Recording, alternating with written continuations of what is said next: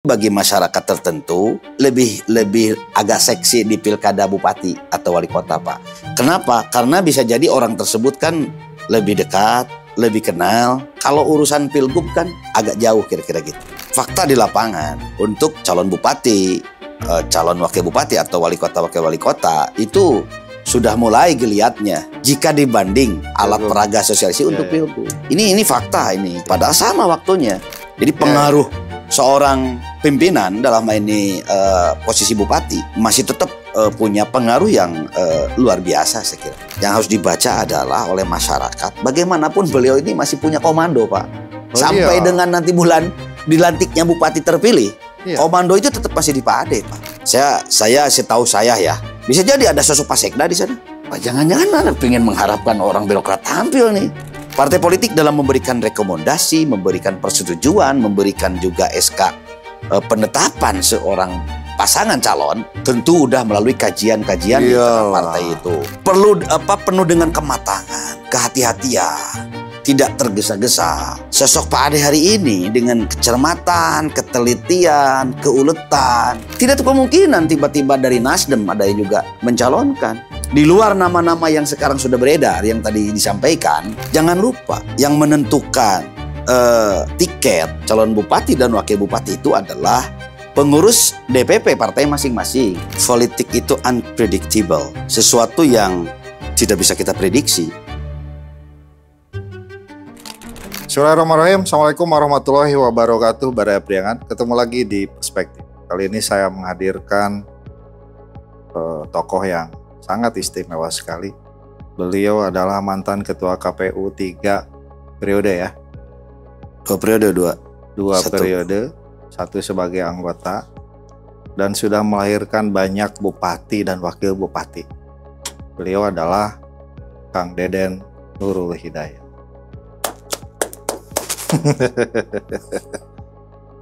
Kang Deden ini sangat memahami seluk-beluk politik daerah di Kabupaten Tasikmalaya sejak pilkada pertama. Saya ingat dulu jadi PPK ya. Isinya orang kita semua. Zaman Tahiyat. Zaman Tahiyat ya. Ya, 2006. Melawan Harudang dan 7 calon yang lainnya. Ada 8 pasang kalau nggak salah. Ramai sekali. Itu 2011 itu 8. Oh, sebelumnya. Iya, sebelumnya hanya 4 calon. Oke, Kang Den, gimana nih pilkada hari ini?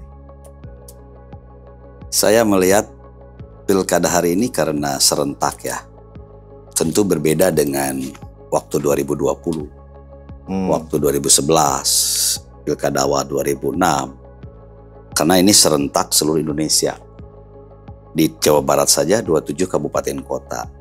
Ditambah 38 ya, minus Jogja 37 provinsi termasuk juga 550 lebih kabupaten kota.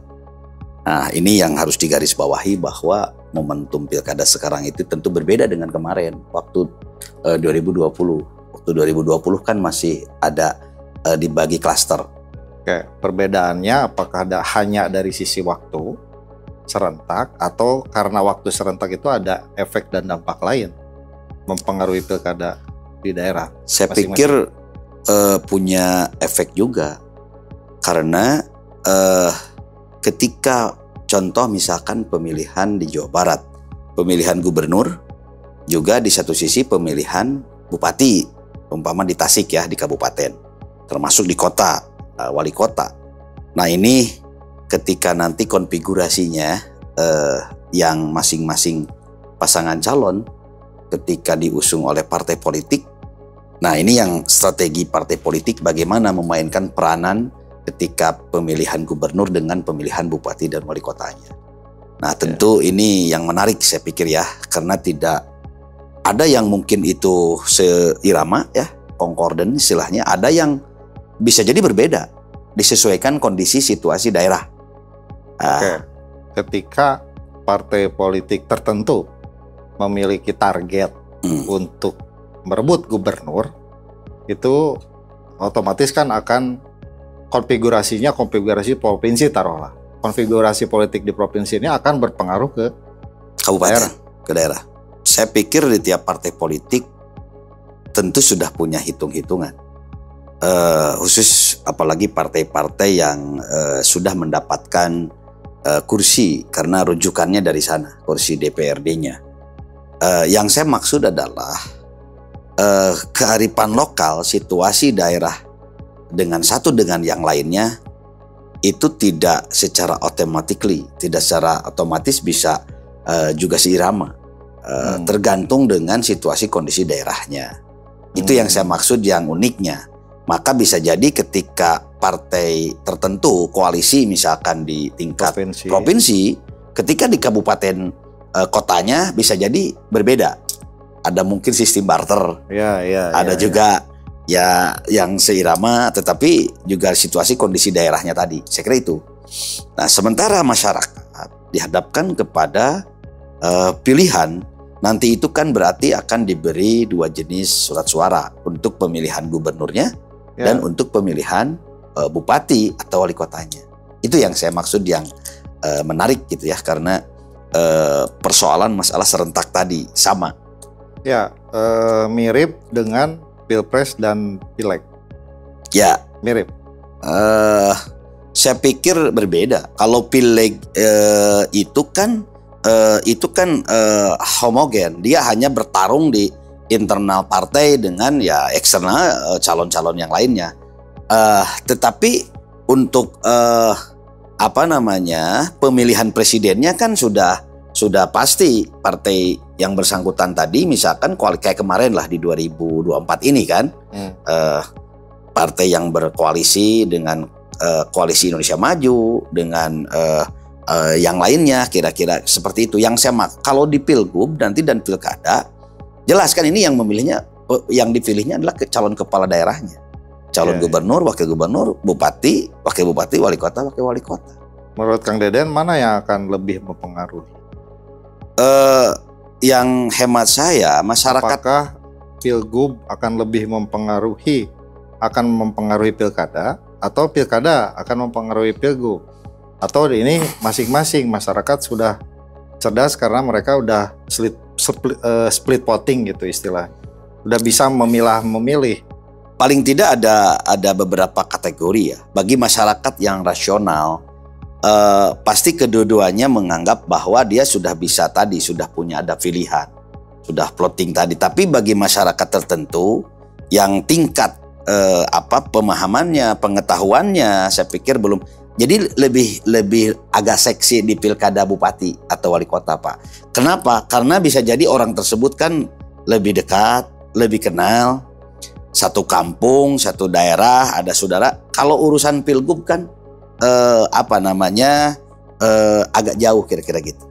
Dan dipastikan belum tentu juga partai politik di daerah itu bekerja habis-habisan untuk pilgub.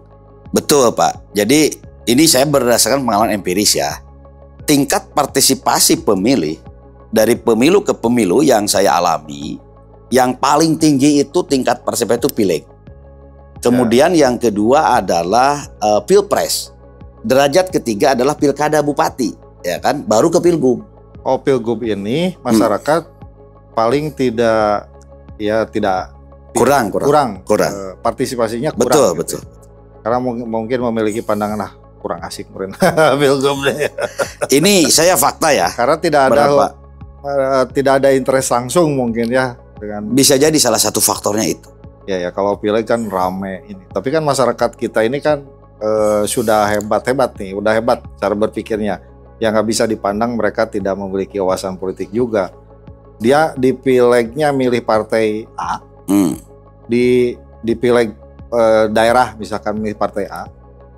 Provinsinya bisa beda, ke pusatnya juga bisa beda, malah presidennya juga bisa beda. Ya, kenapa? Itu kalau kita perhatikan ya, kemarin aja contoh yang masih segar di Pileg dan Pilpres 2024. Betul, jadi hasil raihan suara untuk partai misalkan di tingkat kabupaten tidak sama dengan raihan suara tingkat nasional termasuk provinsi. Karena tadi faktornya masyarakat sudah punya pilihan tersendiri.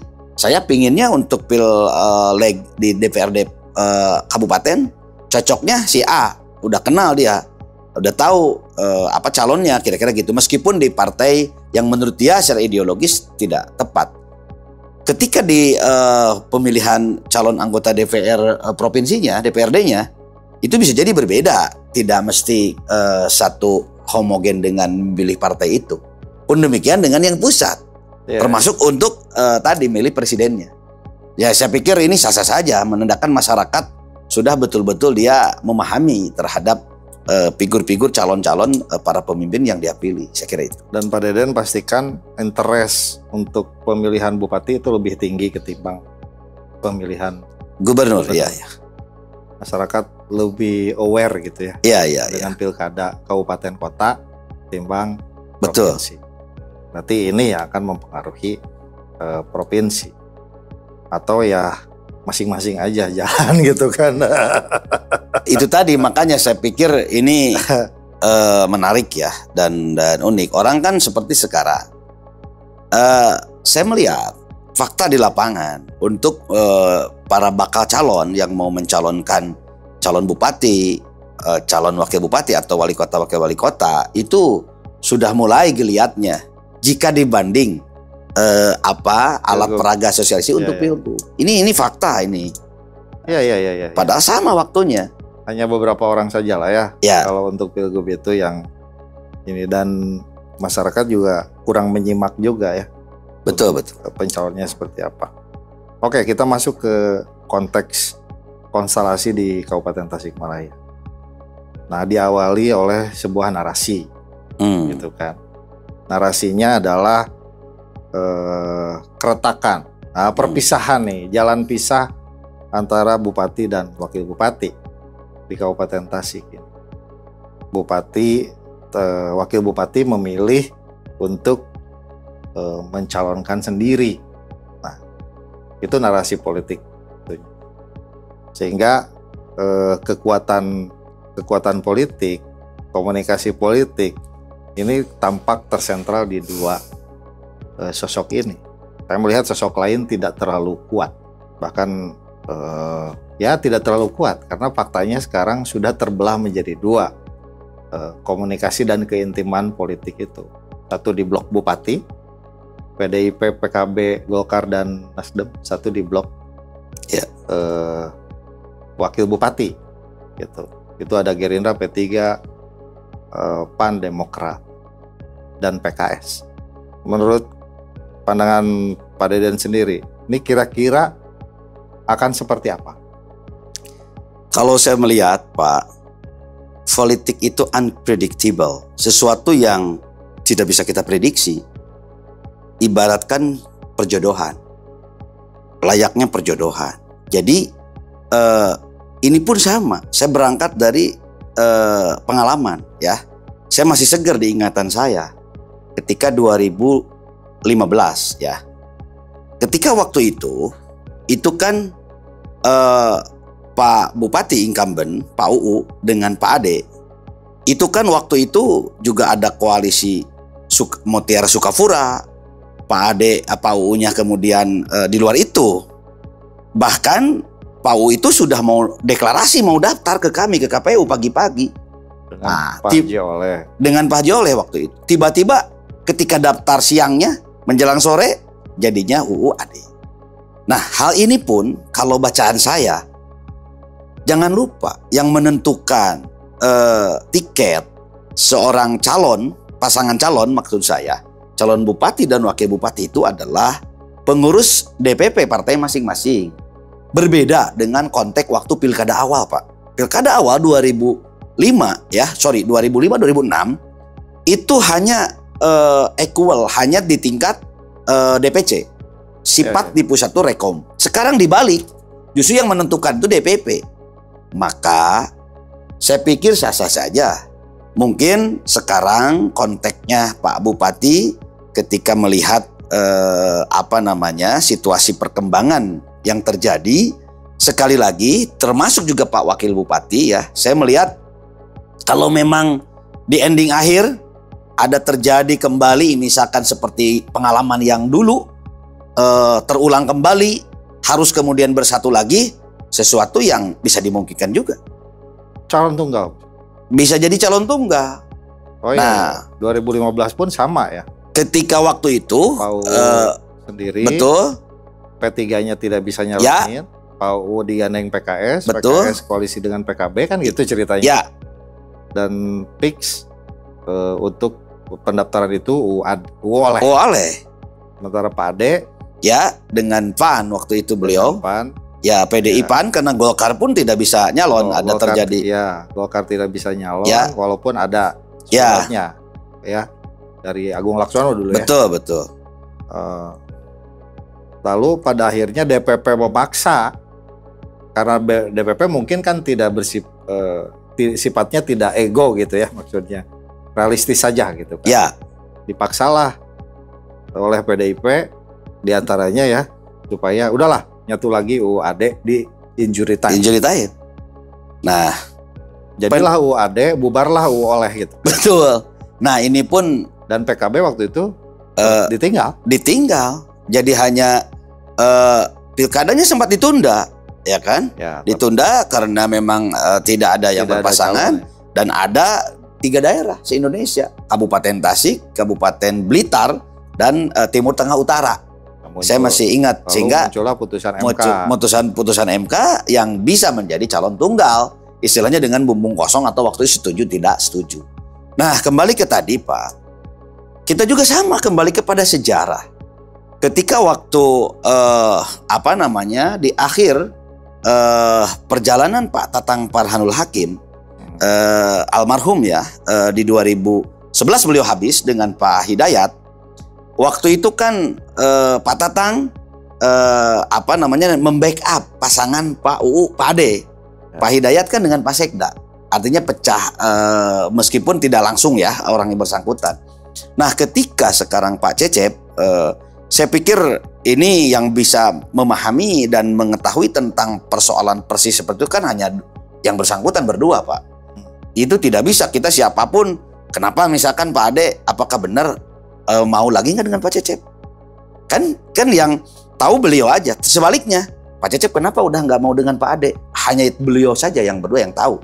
Saya sepanjang komunikasi kepada baik Pak Bupati gitu ya, termasuk mungkin ke teman-teman Pak Cecep, dimungkinkan sebenarnya kalau ada ya terjadi komunikasi yang lebih intens ataupun apa. Tetapi kalaupun toh harus pilihannya misalkan berbeda, harus pecah kongsi istilahnya, ya saya pikir sah-sah saja.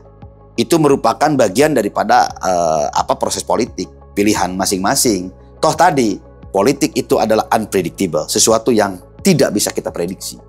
Bisa dia pecah kongsi, bisa berbarengan. Nah, ketika dengan pecah kongsi harus dua-duanya pingin tampil, ini sesuatu yang bagus saya pikir dalam alam demokrasi Pak di Kabupaten Tasik ya. Masyarakat mulai betul-betul biar lebih banyak pilihan, tercerahkan dan sebagainya. Tidak jadi persoalan saya pikir ya. Tinggal sejauh mana nanti yang betul-betul bisa ada di hati masyarakat, bisa membawa memberikan pilihannya masyarakat itu. Saya kira itu Pak. Oke. Tadi belajar dari sejarah juga. Waktu Pak Tatang di akhir masa jabatan, tampaknya komunikasi dengan Pak Wakil itu Pak almarhum Pak Hidayat ya pastilah ada. Apalagi dengan anak buahnya Pak Sekda ya. Waktu itu Pak siapa namanya? Pak almarhum Pak Asep Jailani. Pak Asep Jailani, apalagi kan. Nah ini kan bupati incumbent, bupati yang mau lemdak ya, yang mau berhenti. Ini kan kalau kata orang kan seperti kapal karam gitu ya, ditinggal lah oleh skoci-skocinya karena dianggap lemah. Itu kan pandangan yang sangat keliru di masa itu. Sejarah membuktikan. Kurang gimana pasangan Haji namanya wakil bupati ya nyalon jadi bupati, lalu calon wakil bupatinya adalah seorang sekda yang dianggap sebagai panglimanya birokrasi. Dia bisa mempengaruhi dan menarik dukungan birokrasi yang hebat. Nah, tidak terpikirkan waktu itu kalau Pak Tatang ditinggal oleh skoci-skocinya ini, akan menjadi Ya, kekalahan. Gitu. Oh, ini kan faktanya kalah. ya, Pak Tatang melahirkan atau mendorong UU dan AD sebagai avatar kekuatan dia di belakangnya gitu kan. Gitu kan. betul. Ini yang harus juga saya masih ingat Pak, karena saya waktu itu posisi ketua KPU kan ya. Bagaimanapun juga kan pengaruh seorang bupati, istilah saya itu dia masih punya emlim, punya kuasa kira-kira gitu ya. Kalau istilah sekarang itu approval rating lah ya. Ya, kira-kira Ada orang yang mengikuti lah. Betul. Minimal 60% itu. saya pikir waktu itu memandang mungkin sebelah mata terhadap Pak UU ya dan Pak Ade ya. Karena calonnya juga kan 8. Calon 8, independen atau perseorangan 4 pasang, dari partai juga 4, tetapi menang dengan 1 putaran. Ya. Saya masih ingat itu 32% ya. Raihan suara Pak UU. 31, sekian. Ya dibulatkan 32 kira aja. Jadi kenapa? Coba masih seger di ingatan saya. Di baliho Pak UU, Pak Ade ini, jadi sehingga ada jadi nampaknya 3 orang. Di tengah-tengahnya ada sosok Pak Tatang yang bahkan memakai baju safari yang pakai emblem jengkol. Ini harus membaca kultur Tasik ini kan, apalagi dulunya kan negara kerajaan, Pak. Jadi pengaruh seorang pimpinan dalam ini posisi bupati, bagaimanapun di hadapan masyarakat, di hadapan rakyat, masih tetap punya pengaruh yang luar biasa saya kira. Itu yang harus juga jangan dilupakan oleh publik, oleh masyarakat saya kira itu. Ya, itu kan salah satu pembelajaran dan relevan dengan isu yang berkembang sekarang. Ya. Relevannya apa? Ketika mendengar, apa bedanya? Ketika mendengar kabar kalau Pak Tatang tidak bisa nyalon lagi, kalau dulu kan sudah pasti. Lalu pada meninggalkan, menganggap Pak Tatang tidak memiliki kekuatan, posisinya sebagai bupati, itu kan sama saja dengan orang-orang hari ini. Ya, para politisi hari ini yang merespon isu Pak Ade tidak bisa nyalon. Oh. Kan ini relevan. Dalam arti, lantas apa pengaruhnya kalau Pak Ade tidak bisa nyalon? Bukannya ketika tahu tidak bisa nyalon, harusnya orang pada mendekati kan? Ya, saya pikir bukan lantas meninggalkan, kan nggak begitu. Karena dia masih memiliki faktual, masih memiliki kekuatan politik yang sangat besar, yang secara kultur Kabupaten Tasikmalaya itu masih seperti itulah, masih sedikit tradisional. Saya perlu mengomentari ya terkait dengan hiruk pikuk ataupun semacam isu lah, bahwa dipandang Pak Ade ini tidak bisa nyalon karena kena priorisasi gitu ya. Sepanjang pemahaman yang saya ketahui Pak ya, dasar pijakannya pertama jelas, di pilkada itu undang-undang pilkada. Kedua nanti dengan peraturan KPU. Tentu peraturan KPU dimaksud tentang pedoman tata cara pencalonan. Tidak hanya cukup itu, nanti KPU mengeluarkan juklak juknis. Bagaimana mekanisme tata cara pencalonan itu. Nah, saya mempelajari secara komprehensif SK Pak Bupati dalam ini Pak Ade Sugianto gitu ya. Tatkala di 2018, Pak UU waktu itu berhalangan tetap karena terpilih menjadi wakil gubernur mendampingi Pak Ridwan Kamil. Ini ada sesuatu yang berbeda dengan ketika bupati katakanlah kena masalah hukum, proses hukum, seperti contoh di Kutai Kartanegara gitu ya, ataupun daerah-daerah lain kan. Karena kan si bupatinya katakanlah ada terkena kasus pidana, terkena kasus persoalan hukum, sampai panjang prosesnya sampai ke ingkrah dan sebagainya. Nah, dalam konteks ketika Pak UU menjadi wakil gubernur, yang saya pelajari adalah Pak Ade itu posisi wakil bupati. Wakil bupati di Deska kalau tidak salah Pak Mendagri Pak Cahyokumolo ya. Kemudian beliau mengeluarkan, posisinya adalah di duktumnya, SK-nya SK tentang pemberhentian Pak UU. Surat. Diktumnya pemberhentian Pak UU. Diktum pertama, baru diktum kedua menugaskan. Haji Ade Sugiarto Bababla, wakil bupati, di garis bawahnya itu, wakil bupati melaksanakan tugas-tugas sampai dengan wakil bupati tersebut dilantik menjadi bupati. Nah ini bahasa hukum ini ya, jadi harus kita secara lebih detail, jeli, membacanya, jangan terjebak. Dan informasi yang saya terima gitu ya, juga dari pemerintah termasuk legislatif, teman-teman di legislatif maksud saya, termasuk dari eksekutif sudah konsultasi ke Biro Pemerintahan Umum di Pemprov, termasuk ke KPU Pusat, termasuk ke Depdagri. Saya pribadi pun ya penasaran nih Pak, sudah melakukan sifatnya bukan konsultasi lah, komunikasi lah kira-kira gitu. Pemahaman yang intinya adalah persoalan masalah ini akan terselesaikan. Ya sebentar lagi kan akan keluar nih peraturan KPU. Sekarang sedang harmonisasi peraturan KPU itu di kementerian. Di Menkumham, Mendagri, Kemenpolhukam dan sebagainya. Kira-kira demikian. Jadi bukan hanya garis bawahinya tadi, tentu bukan hanya persoalan buat di Tasik. Tetapi saya tidak terjebak kepada persoalan itu Pak. Ya. Jadi yang tadi yang menarik itu adalah bagaimana sekarang pemetaan terhadap koalisi tadi Pak. Pak Bupati nyalon atau tidak nyalon, yang harus dibaca adalah oleh masyarakat. Bagaimanapun beliau ini masih punya komando Pak. Sampai dengan nanti bulan dilantiknya Bupati terpilih, komando itu tetap masih di Pak Ade Pak. Apalagi nggak nyalon. Nah kira-kira demikian lah itu. Berarti kan tidak cuti. Tidak cuti kan kalau nggak nyalon? Nggak cuti. Ya kalau nyalon cuti kan cuti, gitu. Ya. Berarti semua komando ada di beliau. Dan beliau bisa tanda kutip cawe-cawe juga kan. Dan cawe-cawenya secara historis.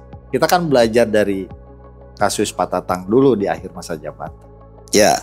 Gitu. Kekuatan Pak Tatang yang menyalonkan ada yang bukan siapa-siapa gitu kan gitu ya. Ya. Gitu. Termasuk Pak bisa mengalahkan kekuatan wakil bupati aktif dan mantan sekda. Ya. Ini kan sejarah berulang Pak. Jangan lupakan sejarah.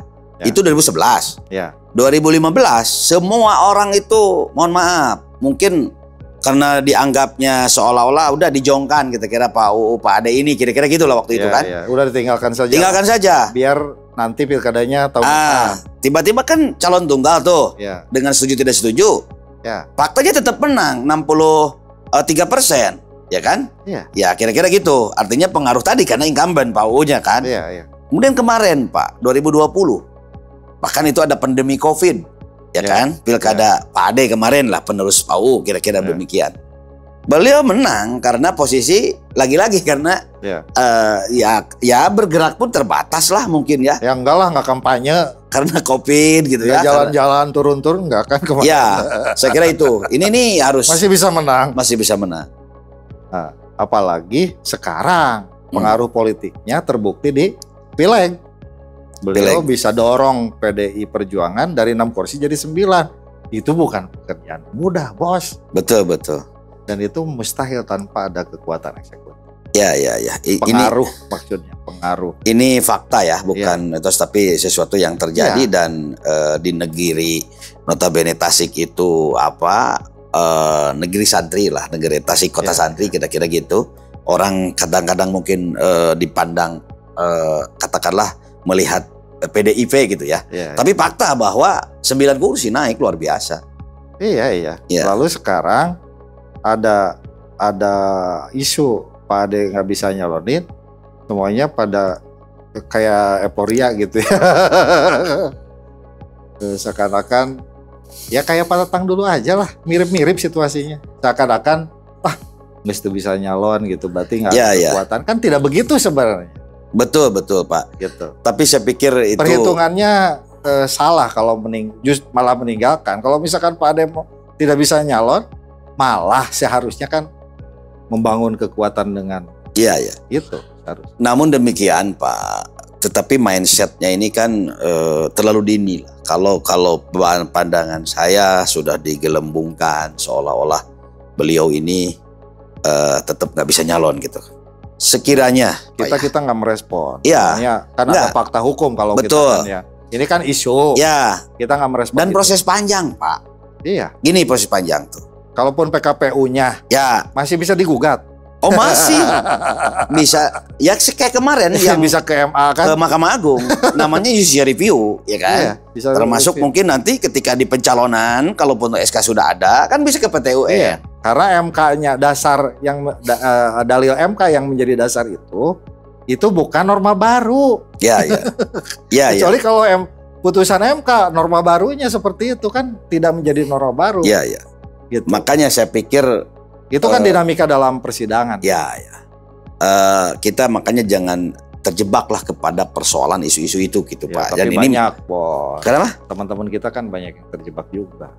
Ya, saya pikir sah-sah saja lah. Itu kan orang memberi penafsiran, memberi penilaian gitu ya, Iya, seperti itu. Maksud saya adalah masyarakat kita jangan belum apa-apa udah semacam membuat apa bahasa saya itu penilaian ataupun kesimpulan.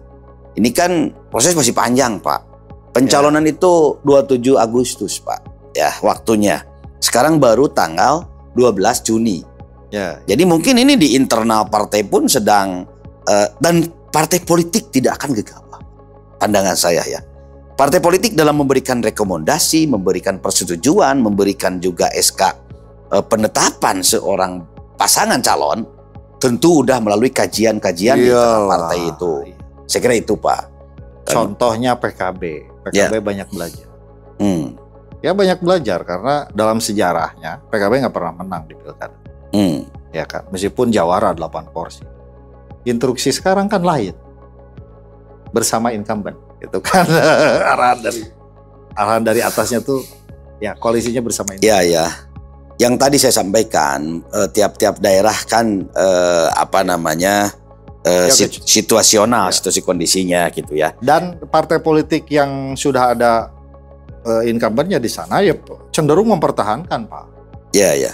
Langkah taktis saya pikir strategi yang apa ini juga apa tepat juga gitu karena melihat tadi, Pak, mungkin ya melihat apa bahasanya itu tingkat kemungkinan keterpilihan, tingkat apa namanya juga tidak terlalu bahasanya apa ya jadi pada dalam tanda petik coba-coba kira-kira gitu kan harus harus dipertimbangkan secara matang. Saya kira itu. Oke, Pak Den, berarti kita masuk ke skenario nih. Oke. Skenarionya kayaknya 2 nih calonnya. Head to head ada Sugianto melawan Cecep Nurul Yakin. Bupati melawan wakil bupati. Idealnya Pak Cecepnya wakilnya seperti apa? Kalau head to head, ya yang ada sekarang yang faktual. Kalau melihat figur yang dari partai koalisi, beliau kan tergabung dalam koalisi KTM ya namanya, koalisi Tasik Maju. Partainya kan P3, kemudian Gerindra, kemudian PKS, PAN, Demokrat ya. Kan yang berkembang apa namanya di masyarakat itu kan di Gerindra juga menyuguhkan calon, bisa Pak Ketua Dewan Pak Asep Sopari, Pak Ketua PCNU, Pak Ketua PGM Pak Kiai Haji Dr. Andes Atam Rustam MSI, kemudian juga Pak Atam masih mungkin, Pak. Kalau berbicara konteks mungkin dan mungkin tadi di awal saya menggarisbawahi politik itu unpredictable, sesuatu yang bisa tidak prediksi. Namun setelah dia mengungkapkan kecewaan, saya secara pribadi belum komunikasi ya, tapi statement di media kita kalau di pernah di media yang saya pelajari, setelah statement beliau ke publik dengan kekecewaannya, merasa tertipu, bla bla bla lah ya. Kayaknya di statementnya jelas. Beliau itu targetnya kan di calon bupati, Pak. Ketika sekarang jelas partai koalisinya yang tadinya diharapkan dalam hal ini Gerindra dan sekarang sudah memproklamirkan Pak Cecep, maka kecil kemungkinan beliau mengambil posisi di wakil. Oke, Pak Atam berarti kecil kemungkinan lah dengan Pak Cecep ya. Lalu yang lain? Yang kemungkinan besar kan ini Asep Sopari nih, Ketua DPRD.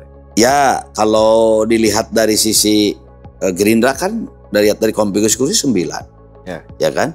Wajar. Dia jelas ingin mengajukan calonnya.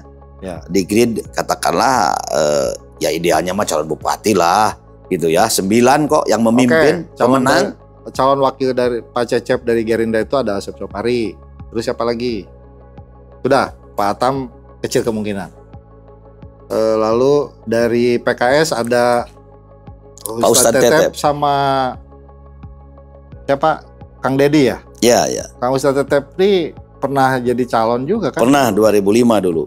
2006 ya. 2006. Dengan almarhum Pak Saleh dulu. Saleh Tetep. Iya. Salat. Oh, salat ya, bukan sate. Dulu kayaknya sate deh. Iya. Dilarat jadi salat ya.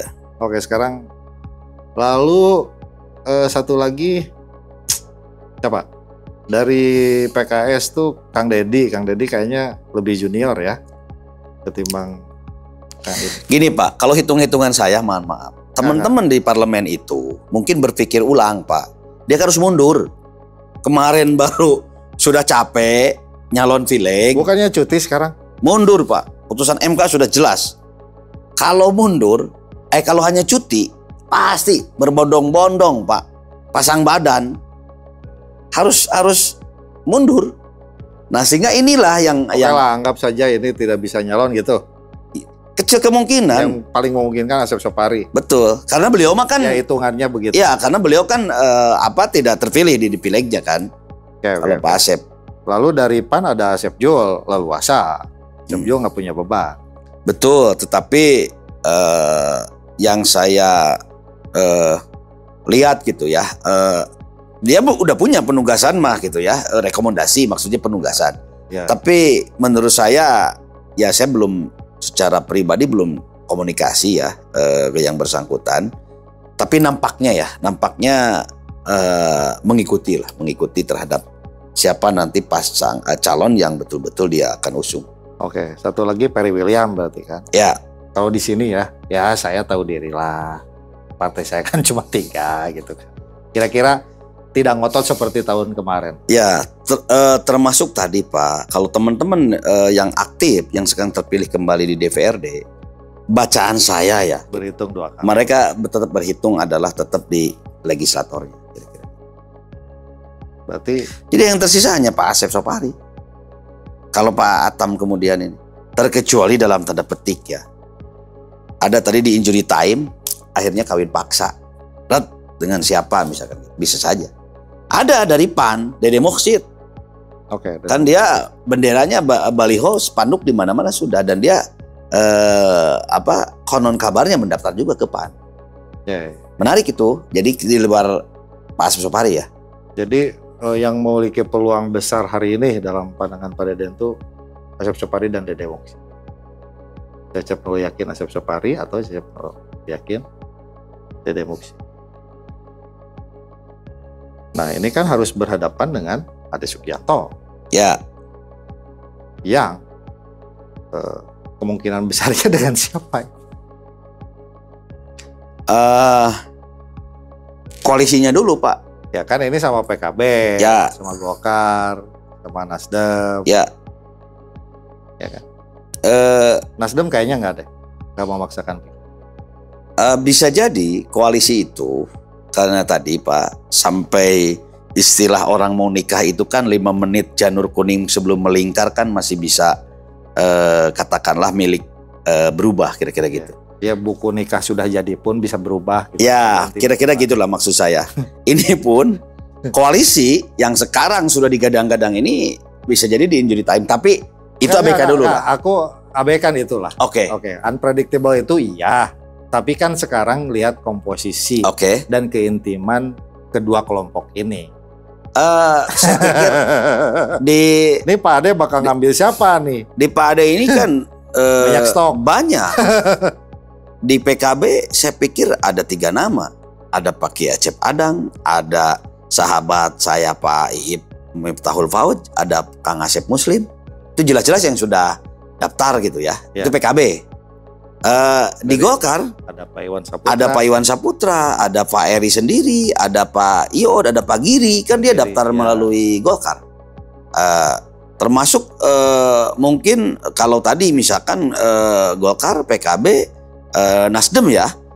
Ke Nasdem tuh ada yang daftar Pak, bukan ya daftar. Ada juga yang apa istilahnya malu-malu kucing lah. Saya setahu saya ya. Bisa jadi ada sosok Pak Sekda di sana. Yang orang mungkin belum membaca. Maksudnya Pak Sekda aktif, Pak Jen. Ya kan? Dan saya yang Info dari mana ini? Saya kan Pak Bupati ini penuh dengan kematangan, kehati-hatian, tidak tergesa-gesa, tidak gerusak-gerusu dalam mengambil sebuah keputusan. Dia akan secara bahasa saya, Bapak ingat Pak SBY ketika 2009, siapa yang waktu itu mengira Pak Budiono menjadi wakil Pak SBY? Pak Jokowi di periode akhir, siapa yang mengira akan ngambil tiba-tiba Pak Kiai Ma'ruf Amin? Saya melihat sosok Pak Ade hari ini dengan kecermatan, ketelitian, keuletan, detil beliau kemudian membaca masing-masing. Jangan sampai ada orang yang ketersinggungan, jangan sampai orang ada dikasih sebuah harapan sebagai hati-hatian. Politik unpredictable. Itu aja tulis bawahi. Ketika memunculkan siapa calon wakil bupati pun, saya dapat kabar bahwa tidak kemungkinan tiba-tiba dari Nasdem ada yang juga mencalonkan. Di luar nama-nama yang sekarang sudah beredar, yang tadi disampaikan dari PKB-nya, dari Golkar-nya, ya. Bisa jadi ada di birokrat. Ya. Ini unik. Jangan lupa Pak, birokrat itu berapa persen suaranya yang betul-betul warga kabupaten yang dia Bapak harus ingat juga Pak, Tasikmalaya kabupaten pasca Pak Dede Uron. Pak Dede Uron itu kan dengan Pak Tatang di periode pertama dipilih oleh Dewan. Tapi beliau karena ditakdirkan oleh Allah tidak panjang usianya, hanya sampai 2 tahun, 2001 sampai 2003. Dan Pak Tatang membiarkan tidak diisi wakil bupatinya. Saya kemudian membaca situasi kondisi teman-teman di birokrasi. Ini prediksi saya aja.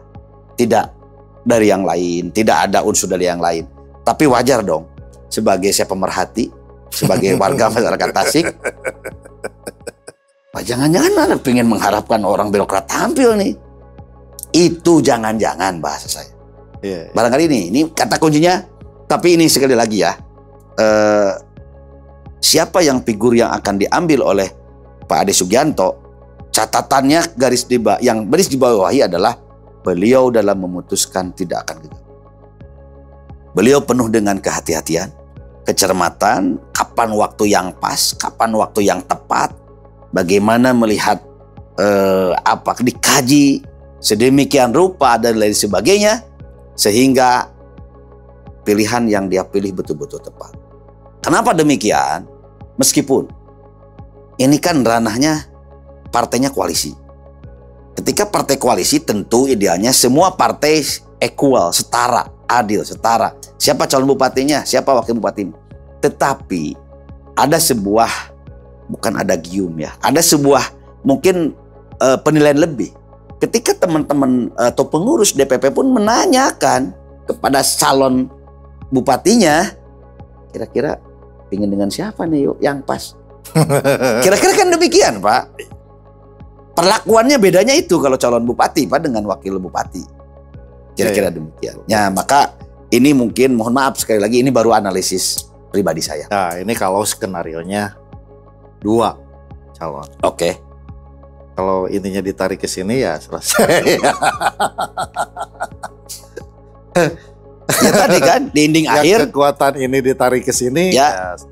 Oke. Bisa calon atau bisa 3. Oke. Salah satu bandul yang ada di salah satu ini keluar dari koalisi, bentuk koalisi sendiri. Tapi kita defisit calon pemimpin. Enggak Pak, saya menitipkan pesan melalui momentum ini Pak. Mestinya, mohon maaf ya, saya lebih senang masyarakat itu diberi banyak pilihan. Ya. Agar apa? Masyarakat jangan sampai ini mengingatkan juga, memberi masukan kepada para elit-elit partai politik. Lebih fair, ada pilihannya banyak varian. Umpama tadi 3 misalkan, ya kan? Ini lebih asik Pak, lebih menarik gitu ya. Dan masyarakat diberi kepada suguhan pingin pasangan A, B, C, kira-kira kan gitu Pak. Jika dibanding tadi dengan istilahnya head to head. Oke. Skenario 3, skenario 2, skenario 1. Prediksi Kang Deden, siapa yang menang? Wah, kalau berbicara konteks tadi dasar... Langsung saja Kang Den. Skenario 3 pasang, skenario 2 pasang, skenario 1 pasang. Kalau berdasarkan kalkulasi... Siapa yang menang? Kalau berdasarkan kalkulasi, ya incumbent lah diuntungkan. Terima kasih. Kita akan ketemu lagi di perspektif episode berikutnya dengan pembicaraan yang sangat menarik sekali. Pak Deden sudah memberikan analisis. Assalamualaikum warahmatullahi wabarakatuh. Salam.